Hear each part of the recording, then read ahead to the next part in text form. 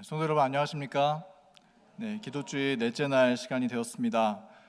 저희가 함께 부흥이라는 주제로 공부를 하고 있는데요. 이 시간에는 참 부흥과 거짓 부흥이라는 주제로 함께 말씀의 은혜를 나누겠습니다. 제가 지난 교회에서는 항상 그 설교보다는 교과 공부 인도를 매주 진행을 해왔었는데 합반으로. 그래서 제가 설교를 별로 이렇게 많이 안 해봤습니다. 그래서 제가 항상 앞에 서서 설교를 하는 것이 거의 공부하는 것 같은 그런 분위기로 여러분들이 느껴지실 수도 있습니다. 그러나 이 교문리 교회에 와서 적응되기까지 여러분들 인내해 주시고 참아 주셨으면 감사하겠습니다. 이제 오늘 말씀으로 넘어가 보도록 하겠습니다. 참 부흥과 거짓 부흥이라는 제목입니다. 화면 보여주시기 바랍니다. 말씀을 시작하면서 간단한 퀴즈를 좀 드리도록 하겠습니다. 무엇이 진짜 화폐인지 여러분들이 맞춰보시면 되겠습니다. 자, 여기 화면 보이는데 어떤 화폐가 진짜 화폐고 어떤 게 가짜 화폐일까요? 둘 다 가짜라는 분 없으시죠? 왼쪽에 있는 화폐가 진짜겠죠? 정답은 왼쪽이 맞습니다. 그 다음에 두 번째 다음 화면 넘겨주시기 바랍니다. 자, 그 다음 사진은 어떤 게 진짜고 어떤 게 가짜일까요? 저희 나라 돈에 10만 원짜리는 없죠 아직. 그래서 오른쪽에 있는 화폐가 진짜 화폐입니다. 그렇다면 다음 화면에 있는 것을 한번 보겠습니다. 자, 이 둘 중에는 어떤 것이 진짜고 어떤 것이 가짜일까요? 쉽게 대답하지 못하시네요. 한번 찍어보시기 바랍니다. 아래 것. 어떻게 잘 찍으시네요. 아래 화폐가 진짜 화폐라고 합니다. 왜냐하면 여기 반사되는 홀로그램이 아래 게 더 빛나죠. 그리고 이 테두리에 보면은 위에 건 테두리가 없이 그냥 하얀색으로 프린트되어 있다고 합니다. 굉장히 눈썰미가 좋으신 것 같습니다. 저는 잘 모르겠는데. 그리고 진짜 질문은 이것입니다. 이 세 가지 화폐 중에 왜 1번, 2번은 쉽게 맞출 수 있었지만 3번으로 내드린 문제는 어려웠을까요? 그렇죠. 1번, 2번은 답이 너무 뻔하고 당연하기 때문이죠. 우리나라 화폐에 2만 원짜리는 없고 10만 원짜리는 없는 것입니다. 근데 3번은 정말 기술적으로 따라할 수 없는 작은 부분들 이외에는 거의 유사하게 생겼고 비슷하게 생겼기 때문에 분간하기 어려웠었던 것이죠. 사람들이 위조 지폐를 만들어내는 이유가 무엇일까요? 진짜 지폐와 분간할 수 없도록 돈을 찍어내서 위조해서 사용하기 위해서겠죠. 그렇기 때문에 위조 지폐를 만드는 사람들은 있지도 않은 것들을 내놓지 않습니다. 2만 원짜리, 10만 원짜리를 내놓지 않습니다. 위조 지폐는 진품에 가장 유사하고 가까울수록 더 쉽게 속일 수 있기 때문에 가능한 진짜 화폐와 똑같이 만들기 위해서 노력을 하는 것입니다. 자, 그런데 오늘 우리가 살펴보는 부흥의 역사에 관해서도 마찬가지입니다. 하나님은 하나님의 백성들을 부르셔서 참된 부흥을 일으키십니다. 그런데 사탄은 위조 지폐, 가짜 부흥 운동을 만들어서 이 사람들을 미혹하는 것입니다. 그래서 사람들이 이 가짜 부흥에 머물면서 자신은 진짜 부흥을 느끼고 경험했다고 스스로 공언하면서도 실제로는 참된 부흥으로 나아가지 못하는 상태로 머물게 하는 것이 사탄의 목적인 것이죠. 이것은 굉장히 중요한 주제라고 생각이 듭니다. 그러므로 우리는 마지막 시대의 거짓 부흥을 이 진짜 지폐와 위조 지폐를 분별했듯이 진짜 부흥과 거짓 부흥을 분별하고 참 부흥으로 나아가는 깨어있는 신앙을 해야 하겠습니다.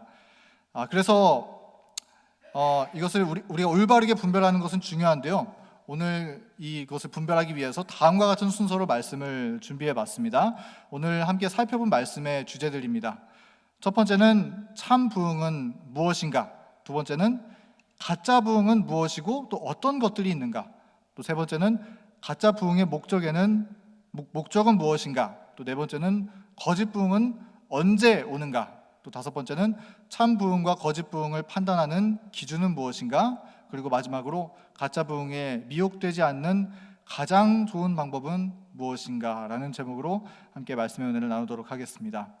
첫 번째, 진짜 부흥은 무엇인가에 대한 내용을 한번 살펴보도록 하겠습니다. 하나님께서는 이 마지막 시대에 하나님을 신실하게 따르는 백성들에게 이전까지 경험해 본 적이 없었던 근본적인 경건의 부흥이 일어날 것이라고 약속해 주셨습니다. 각시대 대쟁투 464페이지에 있는 내용인데요. 한번 읽어보도록 하겠습니다. 믿음과 경건의 보편적인 퇴보에도 불구하고 교회 안에는 그리스도를 진실히 따르는 사람들이 있다. 하나님의 최후의 심판이 세상에 내리기 전에 주님의 백성 중에는 사도시대 이래 일찍이 목격하지 못한 근본적인 경건의 부흥이 일어날 것이다. 네, 여기 사도시대 이래 일찍이 목격하지 못한 근본적인 경건의 부흥이 일어날 것이다 라고 기록이 되어 있는데요. 여기 나타나 있는 근본적인 경건의 부흥이란 어떤 부흥일까요? 이것은 우리가 흔히 이야기하는 내면에서부터 시작하는 부흥으로 이야기할 수 있겠습니다. 그리고 또 우리 교회의 성도들이 꽉 차는 그러한 부흥에 대해서도 물론 얘기할 수 있을지 모르겠습니다. 그러나 우리가 이 참 부흥에 대해서, 거짓 부흥에 대해서 이것을 대조하면서 이야기할 때에는 이것은 이 마지막 시대 하나님께서 내려주시는 늦은비 성령의 운동으로 이해할 수 있겠습니다. 자, 그렇다면 늦은비 성령은 무엇일까요? 마지막 시대에 내리는 근본적인 경건의 부흥 운동, 늦은비 성령은 무엇일까요? 이 늦은비 성령은 어떤 사람들에게 내릴까요? 먼저 이 늦은비 성령은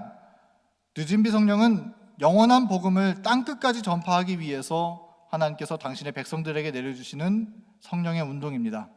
이 늦은비 성령은 능력과 권능으로서 임하게 될 것입니다. 늦은비 성령이 임하면 이 초대교회 때 오순절날 있었던 이른비 성령의 때보다 훨씬 더 큰 운동으로서 벌어지게 될 것입니다. 이 늦은비 성령의 역사에 의해서 이 복음의 역사가 땅끝까지 전파되고, 그때 이 마지막 은혜의 시간이 맞춰지고 칠장이 떨어지고 예수님께서 재림하시게 될 것입니다. 그러므로 이 예언의 파노라마에 있어서 늦은비 성령이 내리는 사건은 굉장히 중대한 그리고 시급한 과제인 것이죠. 우리는 이 늦은비 성령을 위해서 지금 준비하고 간구해야겠습니다. 내일 우리가 나누게 되는 주제가 이 약속된 부흥, 특별히 늦은비 성령에 대한 내용인데요. 내일 조금 더 자세하게 이 내용을 다루도록 하겠습니다. 자, 그렇다면 이 늦은비 성령은 어떤 사람들에게 내리는가가 중요하겠죠. 우리가 그 늦은비 성령을 받기 위해서는 이 늦은비 성령을 받는 조건에 들어가야 하는 것입니다. 4가지로 정리를 해봤는데요. 첫 번째는 늦은비 성령은 하나님의 말씀에 믿음의 뿌리를 내린 사람들에게 내린다고 했습니다.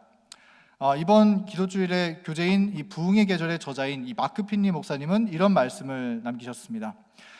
성령은 절대 말씀이 인도하지 않는 곳으로 우리를 인도하지 않으신다. 성령은 우리를 말씀으로 인도하신다. 그 다음 말씀이 중요한 것 같습니다. 하나님의 말씀은 모든 참 부흥의 바탕이자 중심이다.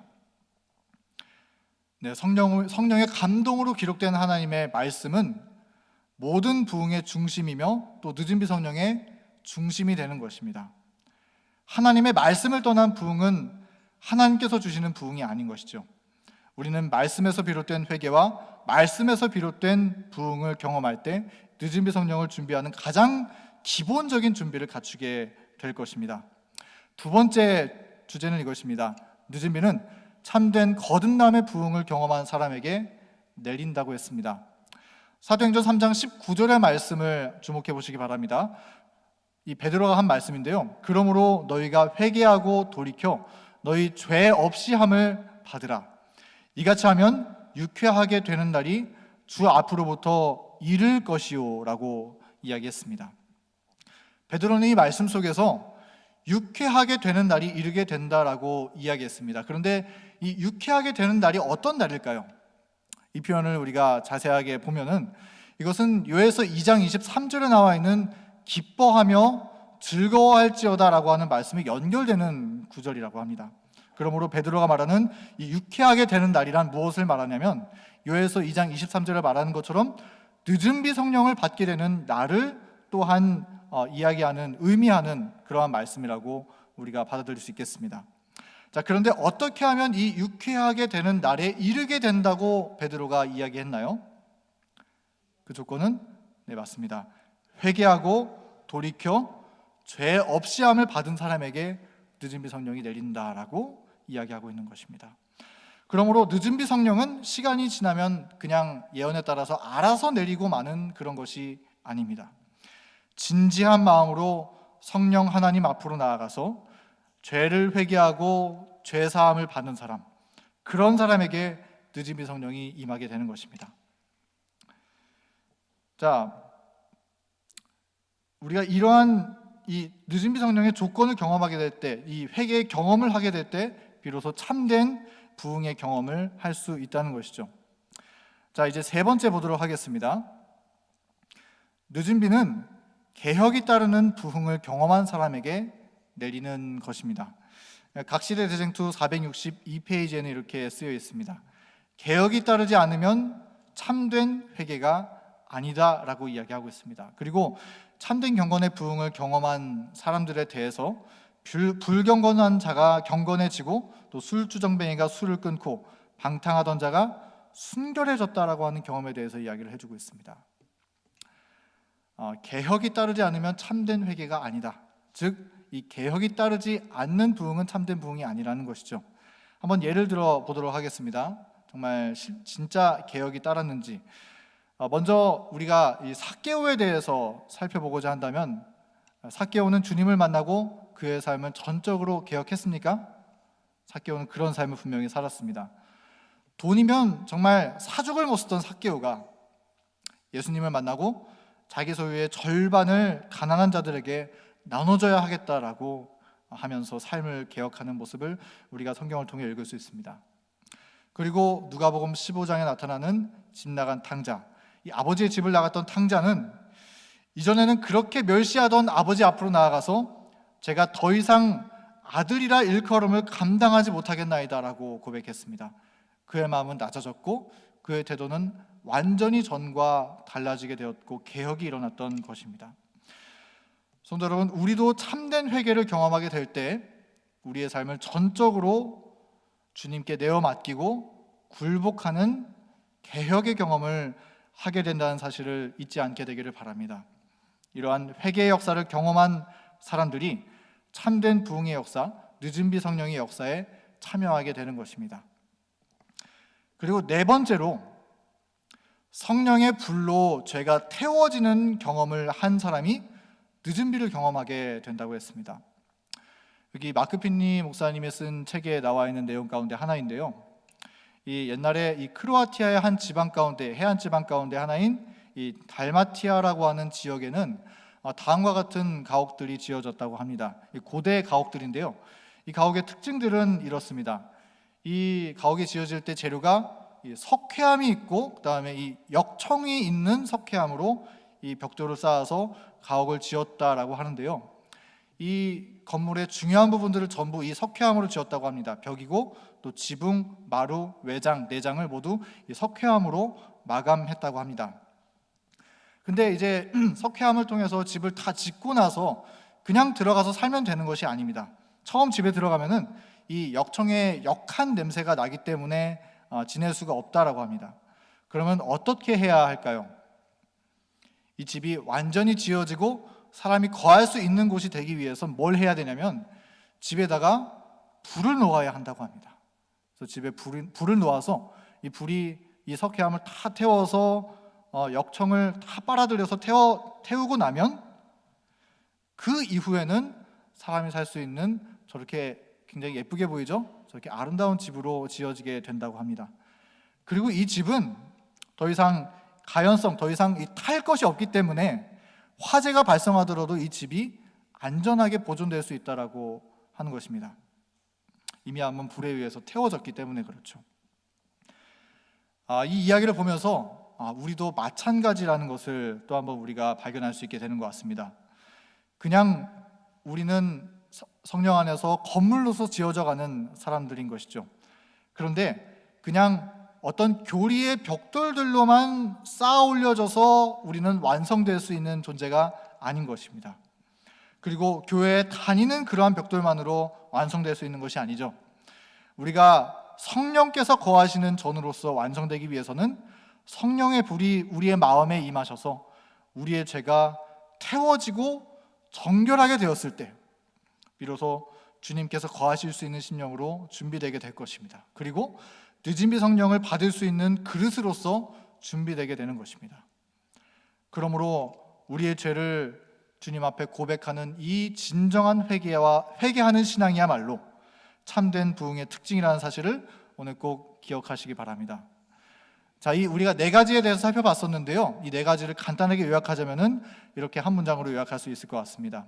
참된 부흥의 특징은, 이 늦은 비 성령의 특징은 죄를 회개하고 하나님의 말씀에 순종하는 신앙이 늦은 비 성령을 준비하는 신앙의 특징이라는 것입니다. 우리의 매일의 삶이 이러한 참된 부흥의 특징으로 꼴지어져서 하나님 앞에 진정으로 죄를 회개하고 주님의 말씀을 순종하여 따라가는 그 삶으로서 우리 늦은 비 성령을 날마다 준비하는 그리스도인으로 함께 살아가게 되기를 간절히 바랍니다. 자, 그럼 이제 참된 부흥에 대해서 우리가 살펴봤습니다. 그렇다면은 그거에 반대되는 거짓 부흥이란 과연 어떤 것인가, 그리고 어떠한 종류가 있는가라는 주제를 함께 살펴보도록 하겠습니다. 거짓 부흥은 이 진짜 부흥과 쉽게 분간할 수 없는, 그러니까 만 원짜리 옆에 아주 비슷한 만 원짜리처럼 생긴 위조 지폐, 그것이 거짓 부흥과 같은 것인데요. 사탄은 우리가 늦은 비 성령의 경험으로 들어가지 못하도록 막기 위해서 거짓 부흥 운동을 만들고 이 세상에 퍼뜨리고 있는 것입니다. 거짓 부흥의 요소에는 다음과 같은 것들이 있습니다. 제가 요약해서 한번 살펴봤습니다. 첫 번째는 우리의 감정을 자극하는 예배, 그것을 통해서 거짓 부흥을 사탄은 일으키고요. 두 번째는 은사주의 운동. 은사주의라는 것은 무엇이냐면 우리가 개신교에서 볼 수 있는 어떤 방언을 하고 또 치유의 은사를 해서 손을 대면은 치유하고, 어떤 때는 손을 대면 사람들이 막 뒤로 장풍 쏘듯이 날아가고 그래요. 근데 그게 실제 영의 역사로서 일어나는 사건인 것을 우리가 유튜브에 찾아보면 다 나오는 것을 볼 수가 있습니다. 또 어떤 귀신을 쫓는 운동, 이런 것들이 은사주의 운동에 해당되고요. 그 다음에 수적인 부흥, 교회에 더 많은 사람들이 찾아오도록 만드는 그러한 것들을 이제 부흥이라고 착각하게 만드는 것이고요. 또 네 번째는 거짓 가르침이 이의 종류에 해당이 되는 것 같습니다. 자, 이런 네 가지 요소에 대해서 말씀을 드렸는데, 거짓 부흥 운동은 조금씩 다른 모습들로 나타납니다. 그러나 모습들은 다를지라도 이 각각의 거짓 부흥 운동들은 동일한 공통점 한 가지를 가지고 있습니다. 그것은 무엇이냐면, 죄를 버리라고 하시는 하나님의 말씀을 이 거짓 부흥 운동은 거절하게 만든다는 것입니다. 참된 부흥의 특징이 무엇이었나요? 하나님의 말씀에 순종하고 죄를 회개하라고 하는 것이 참된 부흥의 특징이었던 것이죠. 그런데 거짓 부흥의 특징은 무엇인가요? 하나님의 말씀을 받아들이지 못하게 하고, 혹은 말씀을 읽더라도 죄를 여전히 버리지 않고 고집하고 있는 채로 살아가게 만드는 것, 그것이 거짓 부흥 운동의 특징인 것입니다. 어떤 이유 때문에 그러한 특징을 가지고 있는지 함께 살펴보도록 하겠습니다. 첫 번째, 감정을 자극하는 예배를 사탄은 사용해서 거짓 부흥 운동을 일으키고는 합니다. 제가 이거에 대해서 영상을 좀 보여드리고 싶은데, 제가 한번 이걸 영상으로 만들었다가 설교에 올렸다가 이 설교가 이제 저작권 침해했다고 다운되었었던 그런 일이 있어서 영상으로 보여드리진 못하고요. 근데 보시면 굉장히 느낄 수 있습니다. 사람들이 막 몸을 흔들고 이제 굉장히 락과 같은 그런 음악에 또 CCM에 맞춰서 막 노래를 부르고 소리를 지르는 그러한 모습들을 우리가 유튜브 가운데 또 쉽게 찾아볼 수가 있습니다. 오늘날 거의 대부분의 기독교에서 이러한 감정을 자극하는 예배를 드리면서 사람들을 모으고 있습니다. 그들이 감정을 자극하는 방법 중에 가장 힘 있는 방법은 역시 뜨거운 찬양을 하는 것인데요. 그 뜨거운 찬양의 특징들을 살펴보면 다음과 같이 우리가 요약해 볼 수가 있을 것 같습니다. 첫 번째로는 드럼, 또 베이스 기타, 일렉 기타, 이런 락의 악기와 또한 아주 거대한 음향 시설을 동원해서 예배장을 세팅하는 것이고요. 두 번째는 지나치게 감성적인 음악 또는 흥분시키는 굉장히 빠르고 비트가 있는 그런 음악들을 찬양의 음악으로서 사용하는 것입니다. 또 세 번째는 예배당의 조명은 특징을 보면은 다 어두워요. 그래서 분위기를 쉽게 느낄 수 있도록 세팅하는 것이고요. 네 번째는 여기서 이제 기도회를 하는데 어떤 기도를 하면은 통성기도 또는 방언기도를 하곤 합니다. 그래서 혹시 주여 삼창이라고 들어보셨습니까? 주여 삼창 합시다 그러면은 사람들이 다 같이 주여 주여 주여 3번 외치고 소리 지르면서 기도하는 그런 모습들을 또한 볼 수가 있는 것입니다. 이런 특징들이 있는데요. 이러한 모습들은 찬양은 뜨겁게 하는데 또한 말씀에는 관심이 없는 특징을 가지고 있습니다. 진리를 연구하고 회개하는 기도를 하는 데에는 크게 관심이 없어요. 뜨겁게 찬양하는 열정에 대해서만 관심이 있는 것입니다. 그래서 이러한 찬양 가운데 익숙해진 사람들은 더 이상 이 죄를 회개하지 않고 또 하나님의 말씀으로 들어갈 필요성을 느끼지 않게 되는 특징을 가지고 있습니다. 그래서 이 감정적인 예배의 특징은 자신의 감정을 말씀보다 높이 두어 말씀을 받아들이지 않게 되는 것이 감정을 자극하는 예배의 특징으로 요약할 수가 있을 것 같습니다. 말씀을 거절하게 만드는 것이죠. 감정에 압도되어서. 자, 두 번째는 은사주의 운동입니다. 여러분, 방언에 대해서 여러분들 익히 잘 아시죠? 방언, 또 신유은사, 또 귀신 쫓기, 또 신비주의, 또 우리가 잘 아는 강신술과 같은 형태로 은사주의 운동은 나타나고 있습니다. 그들은 하나님께서 이 은사, 성령께서 임하셔서 방언을 주셨다라고 주장합니다. 또 하나님께서 치유하시는 은사를 주셨다라고 하면서 사람들의 병을 고치곤 합니다. 그래서 성령의 부흥을 내가 경험했다라고 그렇게 주장을 하는 것입니다. 여러분, 방언하시는 모습도 혹시 다들 보신 적 있으신가요? 우리가 알아들을 수 없는 언어로 막 몸을 흔들면서 기도하는 그러한 방언의 기도가 있습니다. 저는 이 방언 기도를 했다라고 하시는 분들에 대해서 참 많이 만나봤습니다. 그런데 이 방언이 이 말씀을 받아들이는 데 있어서 제일 큰 걸림돌이 되는 이슈는 무엇인지 아십니까? 내가 경험해봤다는 것이에요. 성령께서 나한테 줬다는 것입니다. 내가 경험해본 이 방언이 성령께서 주신 경험이 아닐 리가 없다는 거예요. 틀릴 리가 없다는 것입니다. 그래서 아무리 성경에서 방언이 틀렸다라고 이야기하고 진리를 말해준다고 하더라도 내가 경험했었던 그 경험이 말씀보다 더 위에 있는 거예요. 그래서 진리를 받아들이지 못해하는 것입니다. 바로 이것이 은사주의 운동의 특징인 것입니다. 은사주의는 자신의 경험을 말씀보다 높이 두어서 말씀을 받아들이지 않도록 만드는 특징을 가지고 있죠. 이것은 굉장히 심각한 문제입니다. 과거에는 이러한 은사주의 운동이 모든 개신교회 속에서 거의 이단이고 사이비처럼 그렇게 여겨지게 되었었어요. 근데 사람들이 점점 늘어나면서 지금은 너무나 많은 사람들이 방언하고 통성기도하고 대부분이 그렇게 살고 있지 않습니까? 그래서 이 존 메가더라고 하는 개신교 목사님이 쓴 다른 불이라고 하는 책이 있는데요. 이 책에 보면은 이 위험성에 대해서 설명하면서 전 세계에 5억 명이 넘는 사람이 이 은사주의 운동에 따라가고 있다라고 그렇게 이야기하는 모습을 볼 수가 있습니다. 왜 이렇게나 많은 사람들이 은사주의를 따라갈까요? 이 다른 불이라는 책에서 목사님은 이렇게 진단하고 있습니다. 교회가 말씀에 대한 사랑을 잃어버리고 영적으로 죽어가고 시들어가면서 겉으로 보기에 뜨거워 보이는 성령 운동과 방언 현상을 부러워하게 되었다. 그래서 수많은 사람들이 은사주의 운동을 따라가게 되었다라고 이야기합니다. 이 점점 형식화되고 예배가 형식화되고 그 생기가 죽어가게 되면서 뜨거운, 이상하지만 뜨거운 그 운동이 너무나 부러워 보였다는 것이죠. 그래서 그 운동에 수많은 사람들이 가담하게 되었다는 것입니다. 성도 여러분, 우리는 결코 이런 거짓 성령 운동을 부럽게 느껴지거나 대단해 보이지 않도록 매일의 삶 속에서 또한 우리의 매일의 예배 가운데서 참된 성령의 부흥의 역사를 경험하게 되기를 간절히 바랍니다. 은사주의와 같은 뜨거움과 현란함이 없을지라도 하나님의 말씀해 주시는 잔잔하고 조용한 감동과 또 심령의 변화가 우리의 예배를, 우리의 매일 아침의 헌신을 항상 충만하게 채우게 되기를 간절히 소원합니다. 세 번째는 수적인 부흥입니다. 혹시 교회 컨설턴트 회사가 있다는 것을 여러분 아시나요? 미국에는 이것이 굉장히 오래전부터 활성화되어 있다고 합니다. 이 회사는 어떤 교회로부터 의뢰를 받으면 어떤 노련한 심리학자와 또 음악 전문가와 또 소셜 커뮤니케이션 전문가들이 모여서 사람들이 어떻게 사람들이 교회에 많이 모이게 만들 수가 있는가라는 것을 연구해서 교회에 제시해 주는 그러한 회사라고 합니다. 이 컨설턴트 회사에서 해주는 제안은 대개 다음과 같다고 합니다. 첫 번째, 설교를 짧게 하라. 물론 짧게 하는 것이 참 좋죠. 그러나 가능하면 짧게 하라는 것입니다. 또 부담이 가는 말은 하지 말아라. 즉 죄를 버리라고 사람들을 양심에 부담 가는 소리를 하지 말라는 것입니다.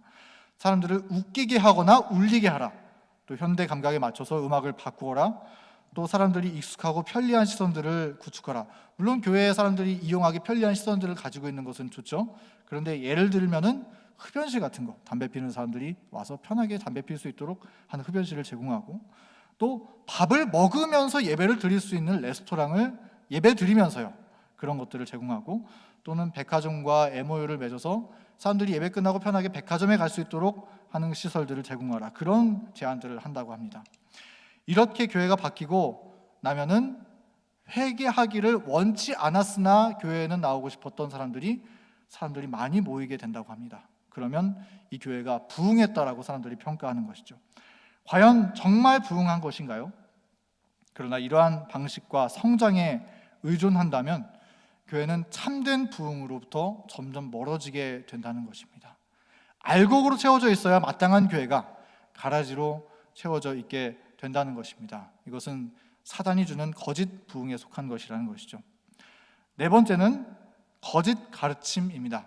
여러분, 찬미가에서 눈을 들어 하늘 보라는 찬미를 혹시 좋아하시나요? 네, 저는 이 찬미를 좋아하는데 여기 3절에 보면 이런 가사가 있습니다. 외치는 자 많건만은 생명수는 말랐어라. 이 찬미의 가사는 오늘날 현대 기독교의 현실을 너무나 잘 말해주는 것이라고 생각이 듭니다. 여러분, 집 주변에 교회를 혹시 눈에 보이는 교회를 세보신 적 있으십니까? 우리가 생각하는 것보다 많습니다. 통계에 의하면 편의점 개수보다 교회 숫자가 훨씬 더 많다라고 이야기합니다. 그런데 그렇게나 교회가 많은데 문제는 무엇이냐면 생명수가 되는 복음을 가르치는 교회는 너무나 적다는 것입니다. 왜냐하면 거의 대부분의 교회가 이 거짓 가르침에 물들었기 때문입니다. 자세하게는 말씀드리지 않겠지만 이러한 교리들이 있습니다. 한 번 구원은 영원한 구원, 또는 단번 속죄, 이건 구원파의 가르침입니다. 그리고 예정론, 또는 믿기만 하면 구원받는다, 또는 값싼 은혜론, 또는 부끄러운 구원, 이러한 이론들이 있는데요. 이러한 가르침들의 공통점이 무엇이냐면 교회에 다니고 하나님을 믿어도 굳이 죄를 버리지 않아도 하나님께서 천국에 데려가실 것이다라고 하는 가르침인 것입니다. 하나님께서 우리를 십자가에서 완전히 구원하셨고 그 구원을 완성하셨고 과거와 현재와 미래의 모든 죄를 다 용서하셨고 끝내셨기 때문에 이제 하나님을 고백하고 찬양하기만 하면 아무리 우리가 이 땅에서 죄를 고집하고 있다고 하더라도 하나님이 그 죄를 덮어주셔서 하늘에 다 데려갈 것이다라는 것이죠. 그래서 이 거짓 가르침의 특징은 말씀을 읽고 따른다고 할지라도 진리를 받아들이지 못하도록 만드는 특징을 가지고 있는 것입니다. 자, 우리가 여러 가지에 대해서 함께 살펴봤었습니다. 자, 이 네 가지를 살펴봤었는데 이 네 가지의 공통점은 무엇인가요? 이 가짜 부흥 운동들의 공통점은 무엇인가요? 그들의 목적은 무엇이었나요? 그것은 하나님을 믿는다고 생각하고 그들은 부흥을 경험한다라고 공언하지만 결국에는 그들이 따라가고 있는 거짓 부흥이 오히려 하나님의 말씀을 따라가지 못하도록 막는다는 특징을 가지고 있다는 것입니다. 하나님의 말씀을 따라가고 죄를 회개하고 해야 우리가 늦음이 성령을 받도록 준비하는데 이 거짓 부흥 운동은 그것을 하지 못하도록 막고 있는 역할을 한다는 것입니다. 그래서 참된 부흥으로부터 점점 멀어지도록 하는 것이 사단의 거짓 부흥의 목적인 것입니다. 그래서 그들의 경험과 감정과 이론과 이런 것들이 아무리 뜨거운 것이라고 할지라도 오히려 하나님의 말씀으로부터 비롯되는 참된 부흥의 경험으로 가지 못하도록 그들을 막고 있는 장애물이 되고 만다는 것입니다. 그러한 사람들을 위하여 예수님께서는 다음과 같은 경고의 말씀을 남겨주셨습니다. 마태복음 7장 20절부터 21절의 말씀입니다. 나더러 주여 주여 하는 자마다 다 천국에 들어갈 것이 아니요 다만 하늘에 계신 내 아버지의 뜻대로 행하는 자라야 들어가리라. 성도 여러분, 부흥이 하나님의 뜻대로 행하는 데에서 멀어져 있다면 그것은 하나님께서 주시는 부흥이 아닙니다. 우리의 부흥은 결코 그러한 부흥이 되지 않기를 바랍니다. 하나님의 말씀 안에 성장하고 하나님의 말씀에 순종하는 열매를 맺어서 하나님께서 받으시는 참된 부흥의 역사를 우리 모두 함께 경험하게 되기를 바랍니다. 자, 네 번째, 부흥의 역사는 그렇다면 언제 오게 될까요?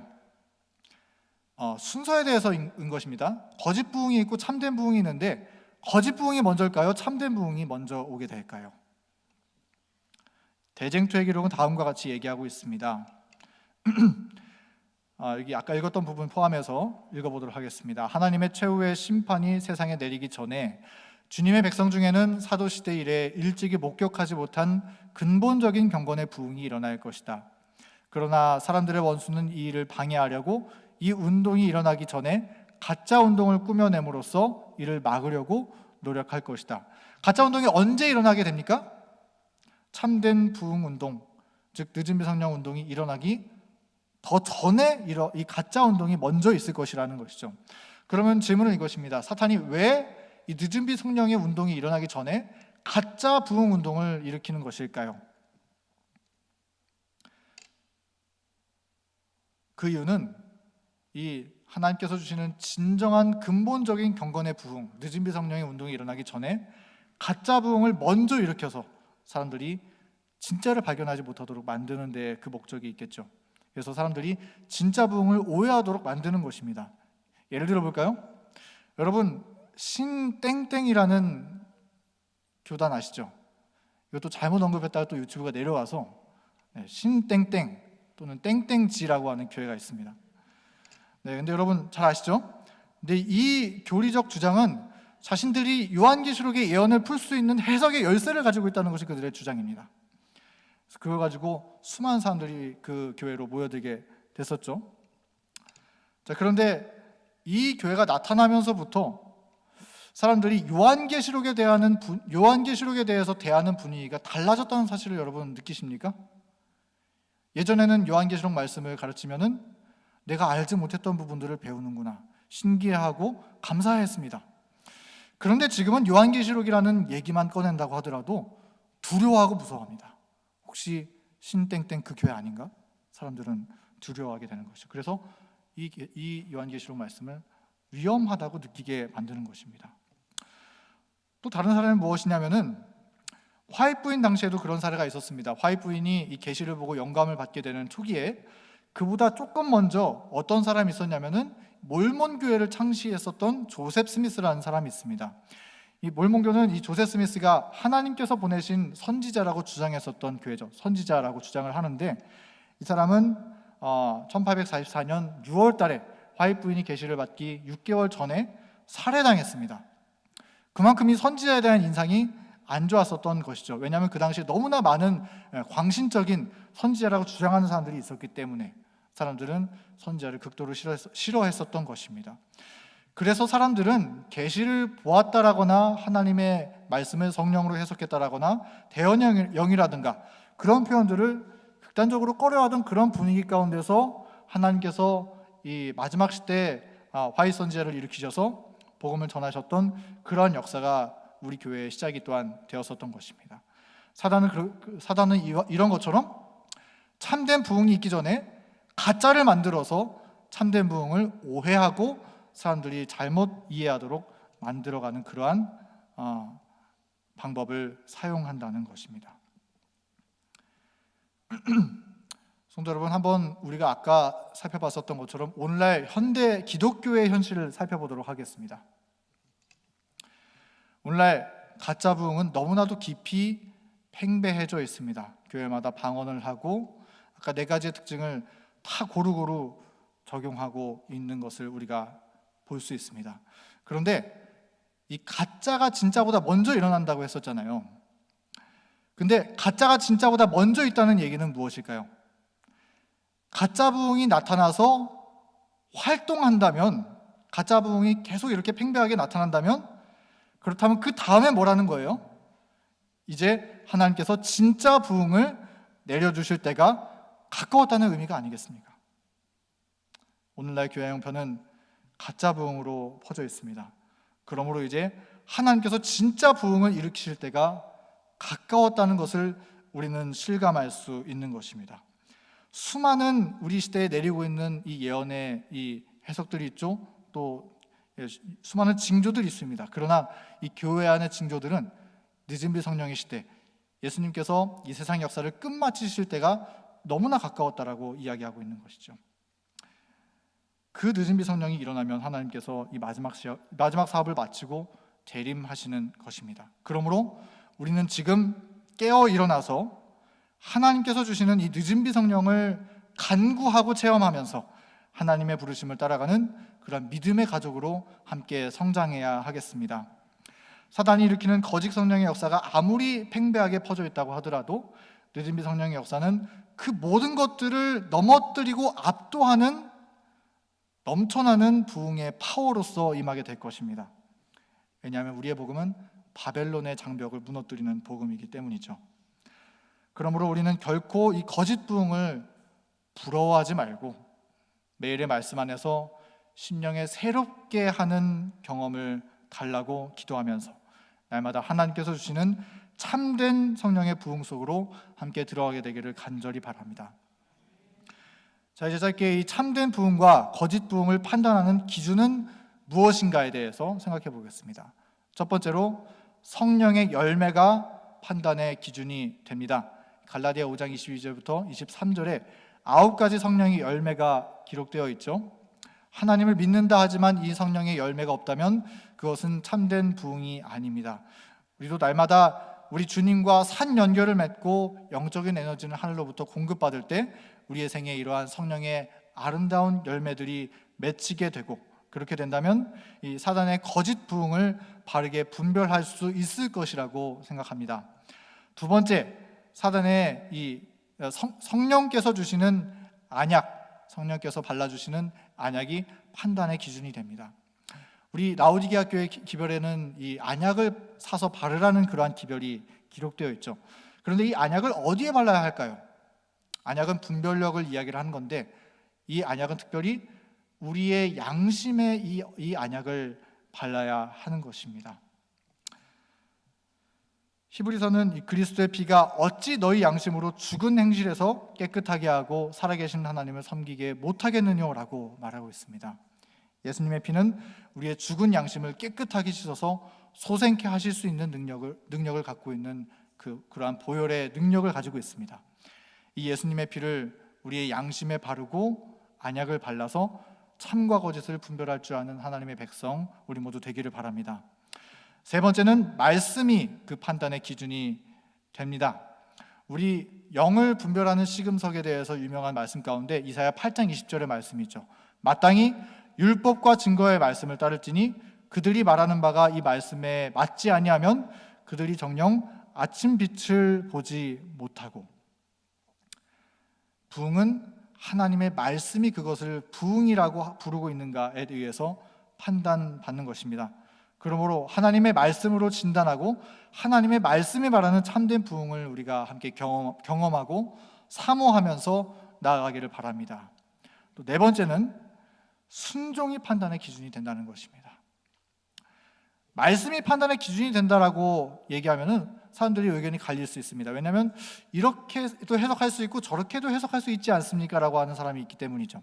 그러나 조금 더 정확한 판단 기준을 대어보자면 성경은 순종이 판단의 기준이 된다라고 하는 말씀을 남기고 있는데요. 요한복음 7장 17절의 말씀은 이렇게 말씀하고 있습니다. 사람이 하나님의 뜻을 행하고자 하면 이 교훈이 하나님께로서 왔는지 내가 스스로 말함인지 알리라 라고 말씀하고 있습니다. 우리가 하나님의 말씀을 읽을 때에도 그 한 말씀 한 말씀에 순종하고 하나님의 뜻을 찾아 행하고자 하는 마음으로 읽을 때 성령께서 함께 하시고 진짜 집회인지 위조 집회인지를 분별할 수 있도록 주님께서 인도해 주실 것입니다. 다섯 번째는 관계가 판단의 기준이 된다는 것입니다. 우리가 이 열처녀의 비유를 살펴보면은 이 열처녀의 비유의 가장 마지막에 나오는 말씀은 뭐라고 기록되어 있냐면은 진실로 너희에게 이르노니 내가 너희를 알지 못하노라라고 하는 말씀이 나오면서 이 슬기로운 이 미련한 처녀들이 쫓김을 당하게 되는 그러한 장면들이 나타나게 됩니다. 내가 너희를 알지 못하노라. 이거는 관계적인 표현이죠. 그렇기 때문에 우리가 이 미련한 처녀와 슬기로운 처녀를 가르는 중요한 차이 가운데 하나는 무엇이냐면 하나님과의 관계라는 것입니다. 하나님과 우리가 날마다 말씀과 기도로 관계를 맺고 사귐을 하는 가운데 주님과 진실된 교제 가운데서 살아있는 믿음의 관계를 날마다 돈독하게 쌓아가게 되기를 간절히 바랍니다. 마지막 6번째입니다. 가짜 부흥에 결코 미혹되지 않는 방법이 있다면 그것이 무엇일까요? 오늘 우리는 참된 부흥과 거짓 부흥에 대해서 함께 살펴봤었습니다. 사탄은 참된 부흥을 가리기 위해서 온 세상에 거짓 부흥을 퍼뜨려 놨습니다. 감정적이고 흥분적인 예배, 방언과 신유 은사 같은 은사주의 운동, 또 마케팅, 또 거짓 가르침 이외에 수만 가지 방법으로 사단은 사람들을 미혹하고 있습니다. 사단의 거짓 부흥 운동은 심지어 택한 자도 미혹하게 한다고 할 만큼 강력한 수단으로 교회를 지배하고 있습니다. 그러면 질문은 이것입니다. 우리가 어떻게 하면 이 거짓 부흥에 결코 미혹되지 않을 수가 있을까요? 가장 좋은 방법은 우리가 스스로 성령께서 주시는 그 참된 부흥, 진정한 부흥을 경험하고 그 믿음 안에 뿌리를 내리고 사는 것이라고 저는 믿습니다. 우리가 오늘 이 거짓 부흥이라는 위조 지폐를 분별할 수 있는 방법에 대해서 함께 살펴봤었습니다. 위조 지폐를 잘 분별하기 위해서는 어떻게 해야 할까요? 너무나 잘 알죠. 진짜 지폐를 우리가 정확하게 알아야 위조 지폐를 분별해낼 수 있는 것입니다. 우리에게 진짜 지폐가 무엇입니까? 진짜 지폐는 우리의 손에 있는 이 하나님의 말씀, 성경이 진짜 지폐인 것입니다. 이 말씀을 연구하고 연구해서 그 진리의 기초 위에 우리의 믿음의 뿌리를 내리고 참된 부흥을 경험할 때 우리는 사단의 거짓 역사를 분별하고 무너뜨릴 수 있습니다. 자, 마지막으로 이 말씀 다 같이 읽고 마치도록 하겠습니다. 이사야서 37장 31절의 말씀입니다. 없군요. 네, 제가 읽겠습니다. 유다 민족 중에 피하여 남은 자는 다시 아래로 뿌리를 받고 위로 열매를 맺으리니. 아래로는 하나님의 굳건한 말씀이 우리 믿음의 뿌리를 깊이 깊이 내리고 또 우리의 삶으로는 겉으로는 성령의 열매를 맺으면서 참된 부흥을 실제로 우리가 먼저 경험하면서 이 교문이 교회로부터 또 나로부터 이 참된 부흥을 함께 체험하고 시작하게 되는 우리 모두가 되기를 간절히 바라면서 오늘 말씀을 줄이도록 하겠습니다.